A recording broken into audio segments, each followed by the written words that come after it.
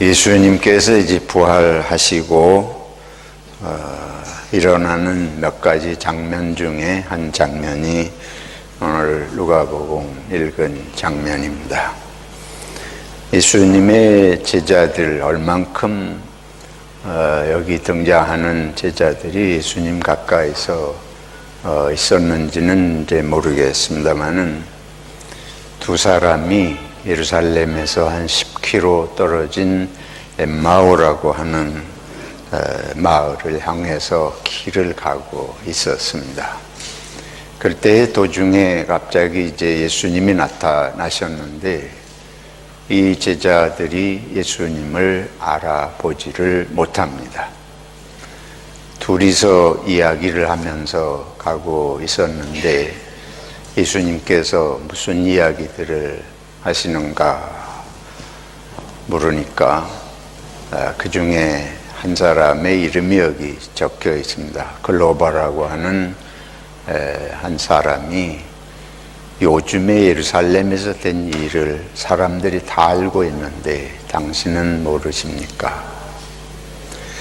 그러니까 이 말을 통해서 예수님이 십자가에 못 박혀 돌아가신 일이 그 사회에 상당히 파장이 크고 여러 가지 이야기들이 되어지고 있는 그런 상황이었음을 짐작해 볼 수 있습니다. 그러면서 이 글로바라고 하는 제자가 그 되어진 일을 설명을 하면서 특별히 인상적인 것은 우리가 이 예수님이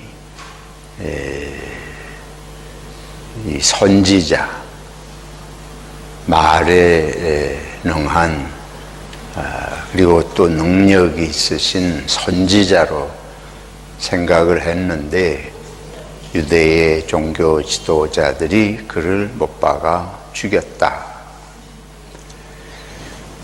그러면서 우리가 이 예수님에게 뭘 기대했는지를 여기 표현을 하고 있습니다. 우리는 이분이 이스라엘을 속량할 자, 구속할 자, 구원할 자라고 그렇게 생각을 하고 기대를 했는데 이분이 죽은 지가 벌써 사흘이다. 근데 또 놀라운 것은 어떤 여자들이 그 예수님의 무덤을 찾아갔다가 시신을 보지 못했다. 그래서 그걸 와가지고 다른 제자들에게 전해서 다른 제자들도 그 무덤에 달려가 보았더니 그 여인들이 말한 대로 예수님의 시신은 없었는데 예수님을 직접 보지는 못했다고 그런다. 이런 얘기를 이제 예수님에게 해 드리는 거예요. 그리고 자기들이 지금 예수님이 옆에 와 있는 거를 모르고 또 자기들이 예수님에 관해서 일어난 사건을 그대로 또 말씀드리고 자기들이 어떤 걸 기대했는지 특별히 이들이 여기 말하는 것 중에 보면 선지자라고 생각을 했다 하는 것. 근데 그건 그들의 생각뿐만 아니고 그 주위에 많은 사람들이 그렇게 생각하고 있었다는 이야기고, 근데 이분에게 우리가 이스라엘을 구원할 자로 기대를 했는데 그만 유대 관원들에 의해서 십자가에 내어줌을 당하고 못 박혀 죽으셨다. 이 내용을 통해서 사람들이 일반적으로 예수님에게 무엇을 기대하고 있었나, 그리고 그 십자가 사건이 그들에게 어떤 임팩이 있었는가 하는 것을 우리가 생각해 볼 수 있겠습니다. 근데 글로바라고 하는 제자가 이런 이야기를 이렇게 해드리는 걸 듣고 예수님이 뭐라고 그러시는고 하면 미련하다, 미련하고 선지자들의 말한 것을 더디 믿는 자들이다. 어떻게 보면 좀 민망스러운 이제 그런 표현이지만 그렇게 말씀을 하십니다. 그러시면서 구약 성경, 모세 때로부터 구약 성경의 선지자들의 이야기를 하나하나 이렇게 열거하시면서 포인트는 이거예요. 예수님이 그들에게 말씀해 주신 포인트는 그리스도가 고난을 받아야 한다. 성경이 말씀하는 게 모세 때로부터 모든 선지자들에 이르기까지 성경이 말씀하는 게 그리스도가 뭘 받아야 된다. 고난을 받아야 된다. 그렇게 성경에 말씀하시지 않았느냐. 근데 이 글로바라고 하는 사람과 엠마오라고 하는 두 제자는 그걸 믿지 않고 있다는 얘기예요.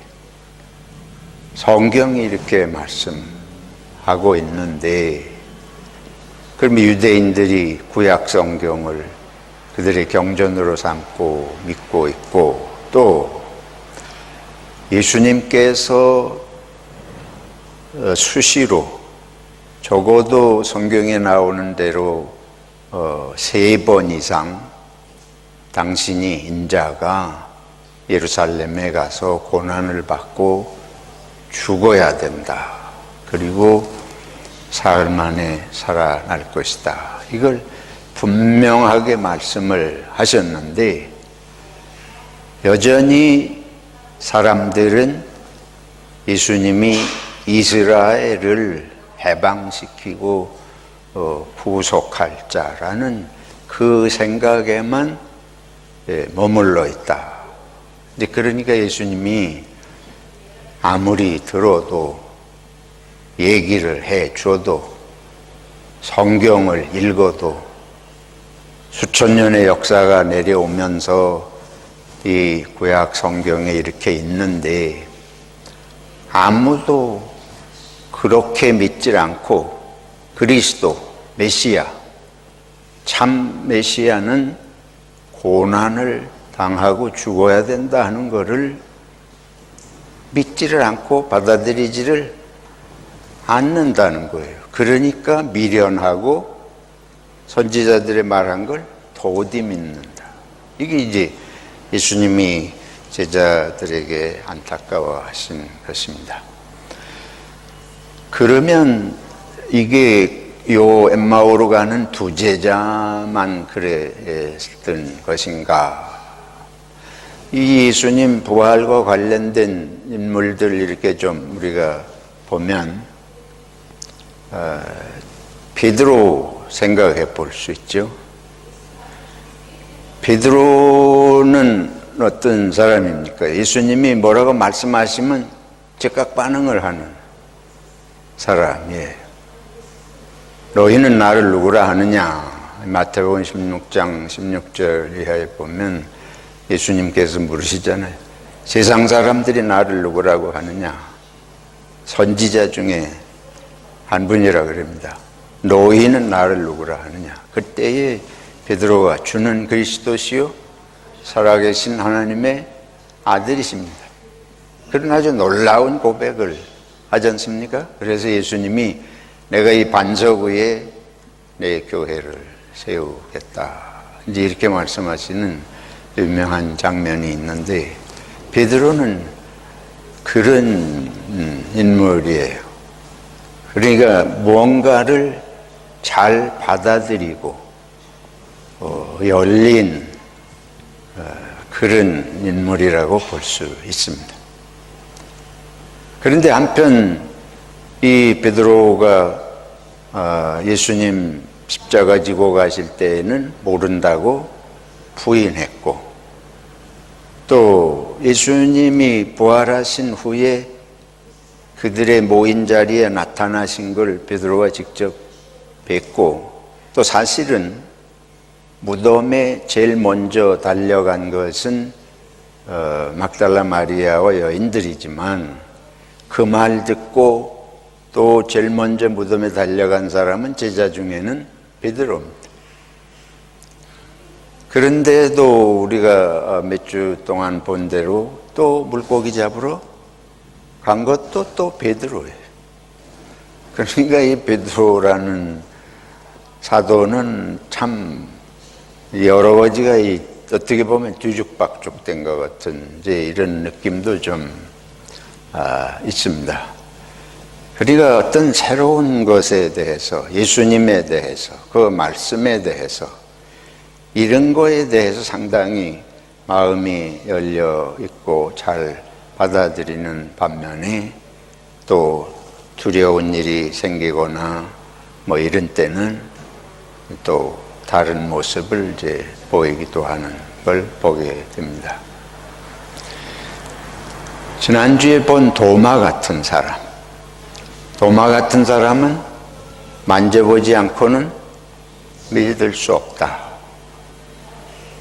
우리 뭔가 자기가 확신이 생기기 전에 자기가 보고 만져보고 뭐 이런, 근데 그 도마가 예수님이 나타나셔서 만져보게 하신 후에는 아주 또 급격하게 주는 나의 주님이시고 나의 하나님이십니다 이러고 아주 과격할 정도의 그런 고백을 하는 것을 볼 수가 있습니다. 그리고 이제 글로바 같은 이런 사람, 또 다른 한 사람은 이제 유다 같은 사람이죠. 유다는 뭐 성경에 보면 시종 예수님을 좋게 생각하는 적이 별로 없는 것 같아요. 늘 예수님 하시는 걸 이렇게 비판하고 그러다가는 마지막에는 예수님을 팔고 또 자결했다 그러잖아요. 그러니까 이 몇 가지 그런 사례를 통해서 우리들이 좀 생각해 볼 수 있는 게 있습니다. 그게 뭔고 하면 예수님의 말씀, 가르치심과 행동하시는 모든 것은 전통적인 유대교하고는 완전히 다른 그런 새로운 종교나 마찬가지. 그냥 예수님을 직접 거기서 본 사람들의 입장에서는 예수님은 구약의 전통을 이어받고 뭐 그냥 그런 분이 절대로 아닙니다. 그들이 그런 분으로 생각이 됐으면 그런 십자가 변고가 일어날 리가 없어요. 유대 사회를 움켜쥐고 있는 그 종교 지도자들, 바리새인들이나 사두개인들이 예수님을 십자가에 못 박도록 이렇게 한 것은 예수님이 그들이 내려오는 종교적인 전통을 온통 뒤흔들기 때문에 완전히 뒤집어 엎는다고 보고 하나님을 모독하는 신성모독, 자신이 하나님의 아들이다 이러고 하니까 그걸 이제 빌미로 해서 그런 거 아닙니까? 그래서 오늘 이 말씀, 예수님께서 글로바를 비롯한 이 두 제자에게 주신 말씀, 미련하고 선지자들의 말한 걸 더디 믿는. 근데 이게 이 두 사람만의 문제는 사실은 아니에요.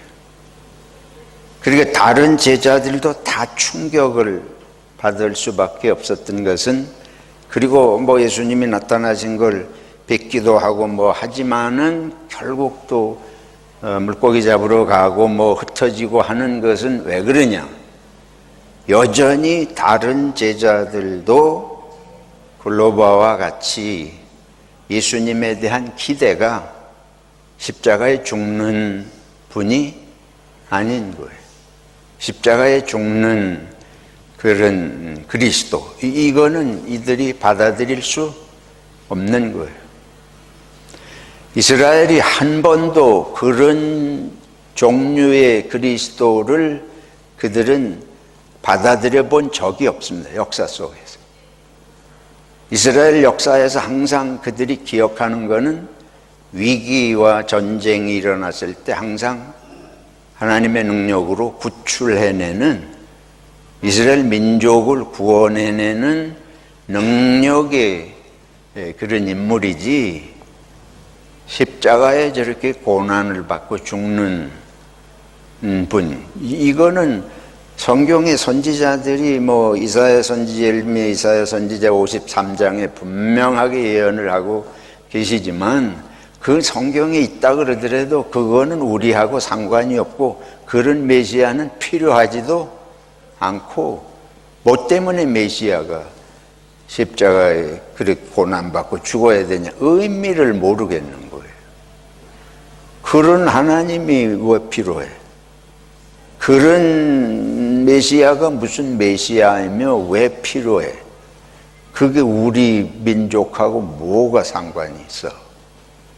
그러니까 자기들의 바람과 생각을 도저히 어떻게 할 수가 없는 거예요. 그 혼란을, 만약에 그 십자가에 죽는 고난당하는 종으로서의, 그게 나라를 지배하는 왕이 아니고 고난당하는 종이라고 표현하잖아요, 이사야 선지자의 예언은. 그거를 받아들이려면 자기가 납득이 돼야지, 내 마음이 그걸 받아들일 수 있는 준비가 돼야지, 그게 무엇을 의미하는지가 설명이 돼야 되는데, 살아가면서 그거는 이해할 수가 없는 거예요. 내가 받아들일 수 없는 거예요.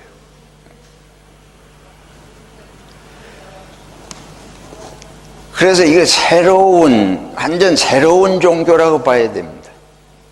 예수님이 하시는 말씀과 또 일으키시는 모든 역사, 그건 우리는 그냥 피상적으로 무슨 병을 고치고 기적을 행하시는 거로 보지만은, 예수님이 고친 거는 병 고치는 게 아니고 기적을 행한 게 아니고 불쌍하고 가장 하층민의 고통당하는 사람들을 보살펴 주신 겁니다.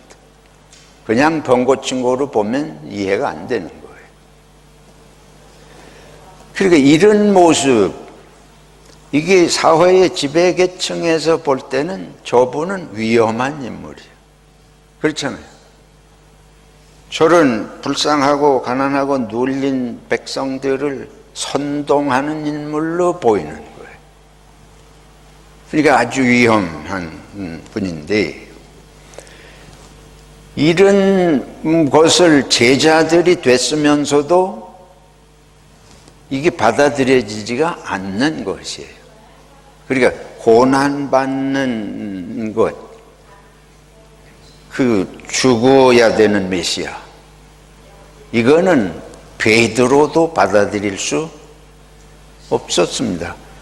예수님이 한번 예루살렘에 올라가시면서 인자가 그렇게 돼야 된다, 그러니까 예수님이 베드로가 하는 말이 절대로 그런 일이 일어나서는 안 됩니다 이러고 말씀드린 장면이 실제로 있잖아요. 그러니까 도마도 다시 예수님이 살아난다고 하는 것은 상상도 못한 것이고, 다른 모든 사람이 똑같아요. 다 글로바 같이 십자가에 고난당하고 죽는 메시아를 기대한 것은 아닙니다. 그러니까 3년을 따라다니고 기적을 보고도 왜 못 믿느냐, 이제 우리는 그냥 평면적으로 생각하면 그렇게 생각이 될 수 있지만은, 그 예수님이 왜 그렇게 하시는지 속마음, 근본적인 하나님의 나라 정신은 깨닫지를 못하는 거예요. 그 예수님이 자꾸 지극히 작은 자, 입만 여시면 지극히 작은 자를 얘기하시고 섬기라고 그러시고, 내가 온 것은 섬김을 받으려고 한 것이 아니라 많은 사람을 위해서 목숨을 대속물로 주려고 왔다 그러시고, 이게 무슨 말씀인지 귀에 들어오지 않습니다. 왜냐하면 그걸 받아들이면 무슨 위험한 문제가 생기는가 하면 내가 그렇게 살아야 되는 문제가 생기죠. 그런데 나는 그렇게 살기 싫은 거예요. 살기 싫은 정도가 아니고 나도 똑같이 지배자가 되고 싶고 올라가고 싶은데 저 예수님이 하시는 거는 도저히 받아들일 수 없는, 그건 예수님이나 뭐 우리가 말릴 수는 없으니까 예수님이 그렇게 하시는 건 좋겠지만 우리는 그게 별로 관심이 없는 거죠.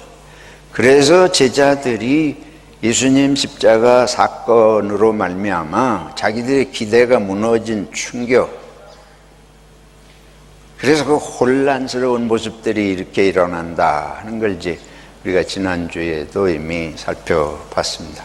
오늘 예수님의 이 말씀의 포커스가 미련하고 더디 있는 자다 하는 것을 이제 제가 묵상을 하면서 이게 우리들의 모습이다.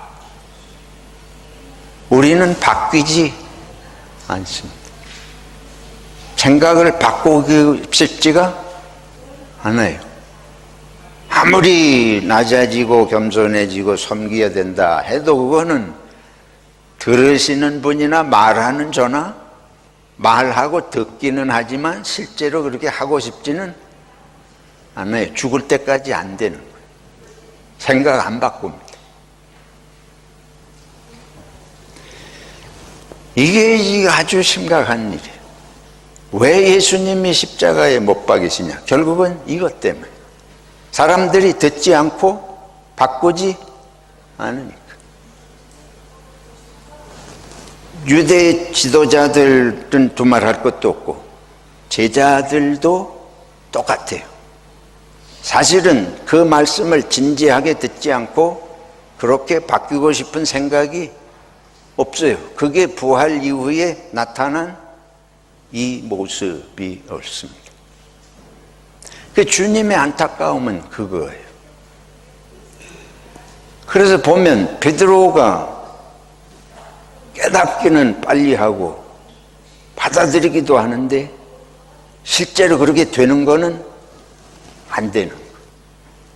그러니까 위험이 왔을 때 부인하고 물고기 잡으러 가는 그 옛 모습으로 다시 돌아가요. 아무리 예수를 체험을 하고 눈앞에서 봐도 이 속이 뿌리 깊은 이 본성은 절대로 바뀌지 않습니다.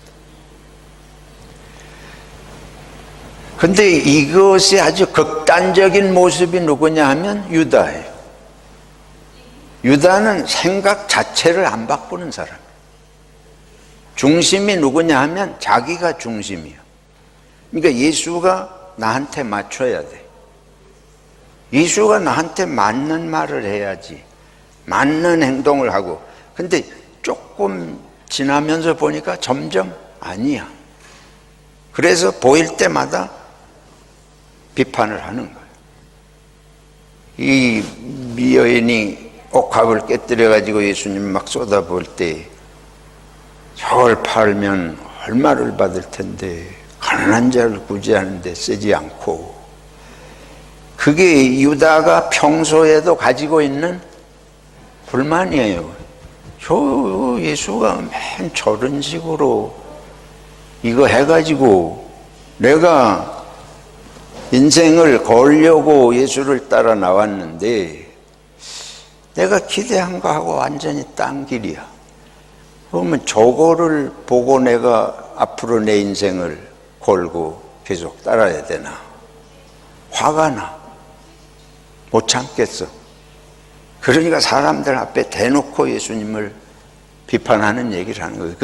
그 정도 되면 갈 때까지 다 간 거 아니에요? 사실은 팔기 전에 이미 다 금이 갔습니다. 사람들 앞에서 그거 팔아가지고 가난한 사람 구제하지 뭐 하는 거요? 이 정도면 유다는 더 이상 예수님의 제자가 사실은 마음으로는 이미 아닙니다. 벌써 떠난 마음이에요. 그러다가 결국은 이제 분노하고 팔아먹게 되는 거죠. 근데 그것의 뿌리는 자기 확신이 너무 강하기 때문에 자기가 생각하는 이 생각,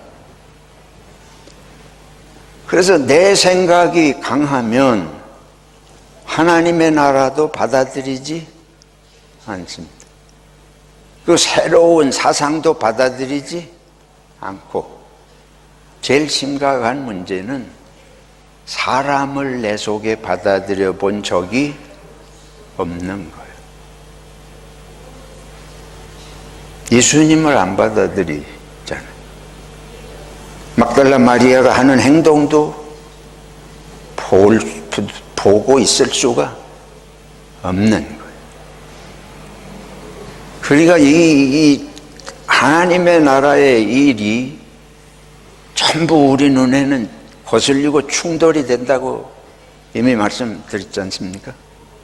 근데 충돌이 될 때 내가 깨지는 법이 절대로 없어. 죽을 힘을 다해서 나를 지키고, 지키는 정도를 넘어서 이제 예수를 깨뜨려 버리는 거죠. 저 예수를 박살을 내야 돼. 저 살려두면 안 돼. 그러니까 팔아먹는 거 아니에요. 그래서 이게 무서운 거예요. 사람이, 저나 여러분이나 일생을 살아가면서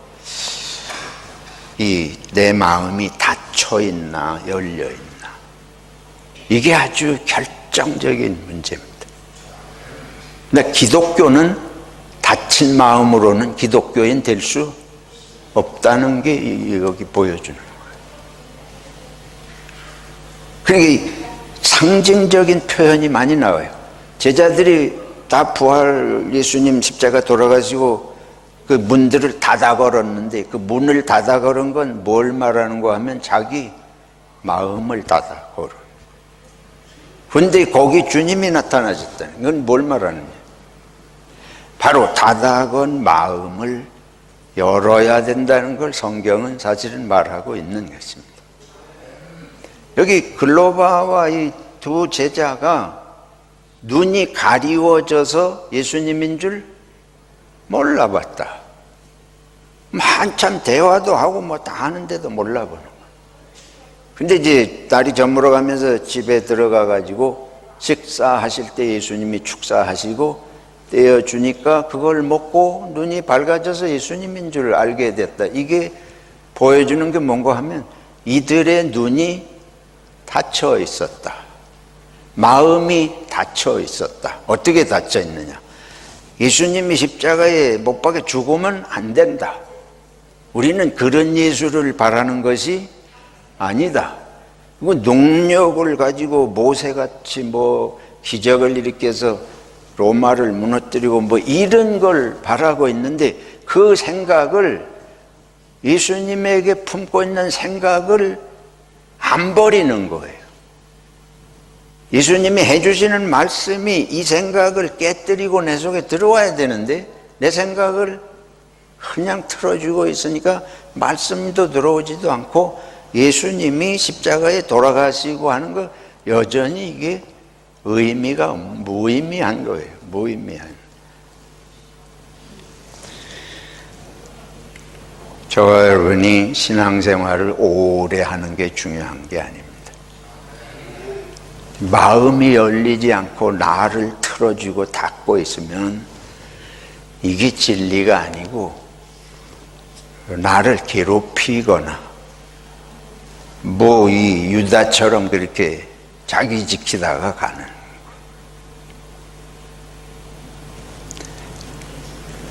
이제 예수님께서 갈릴리에 물고기 잡으러 다 제자들이 갔는데 거기 새벽에 나타나시잖아요. 그래가지고 처음 물고기 잡을 때처럼 다시 그런 기적을, 놀라운 걸 보면서 베드로를 불러놓고 내가 나를 사랑하느냐, 그러면서 내 양을 먹이라. 이게 예수님이 우리들이 그렇게 잘 안 바뀌는 걸 아셔요. 그걸 아시면서 이제 말씀하시는 거예요. 내가 나를 사랑하면 이제 내 양을 먹이라. 근데 제가 볼 때는 그때도 이 베드로는 사실 제대로 깨닫지 못했다고 봅니다. 예수님 말씀하시는 게 양을 먹이라는 게 무슨 말이에요? 양을 치라는 게 무엇을 말하는 것이냐? 아무도, 제자 중에 아무도 그게 무슨 의미인지도 모르고, 그러나 이게 이제 언제 깨달아지느냐 하면 마가의 오순절 다락방의 성령 역사 통해서 비로소 그때 그들의 눈이 열리고 마음이 열리고, 그리고 닫혔던 것들이 다 사라지고 예수님을 향한 마음이 열려서 일생을 헌신하게 된 줄로 믿습니다. 우리에게 필요한 건 그겁니다. 저나 여러분이나 우리가 매일 씨름하는 게 있죠. 우리가 모르는 중에 씨름하는 게 뭐냐면 내 마음은 닫혀 있습니다. 저나 여러분이나 하루 종일 마음이 닫혀 있어요. 닫혀 있는데 이 말씀이 자꾸 마음을 두드려요. 예수님께서 자꾸 마음을 두드리시는데 우리는 자꾸 외면해요. 안 들려. 왜 안 들려? 지금 살아가는 문제, 여기에 마음이 꽂혀 있고, 살아가는 문제는 나를 지키는 거예요. 산다는 게 별거 없어요. 나를 지키려고 몸부림하는 거예요. 근데 나를 지키는데 도움이 안 되는 것 같은 거는 이건 불필요한 거, 이거 다 없애버리고 걸러내야지. 그래서 나를 지키고 살아남는데 필요한 것만 잔뜩 머릿속에 하루 종일 생각하고 계산하고, 거기에 방해되는 인간들은 다 제거하고, 뭐 그거 아니에요. 그러니까 사람이 내 속에 들어오지도 못하고 사랑을 진심으로 내보내지도 못하고. 왜냐하면 사랑처럼 에너지가, 강력한 에너지가 어디 있어요? 근데 사랑하려면 나를 다 쏟아내야 되잖아요. 나를 다 내놔야지 되는데, 닫혀서 지키는 거 중심으로 살아가는데 어떻게 내놔줘요? 시간도 안 내놔주고, 노력도 안 내놔주고, 돈도 안 내놔주고. 오늘 주님께서 우리 마음을 열어주셔서 정말 하늘이 보이고 정말 섬김과 사랑이 구원의 길인 것을 볼 수 있는 마음을 열어주시기를 축원합니다. 기도하겠습니다.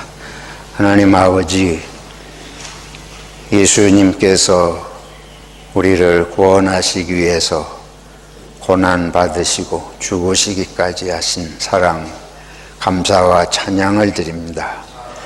내 마음을 깨뜨리셔서 주님이 내 속에 살아 역사하시고 형제 자매와 더불어 참 사랑의 예수 안에 마음이 열리도록 도와주시옵소서. 예수님의 이름으로 기도하옵나이다. 아멘.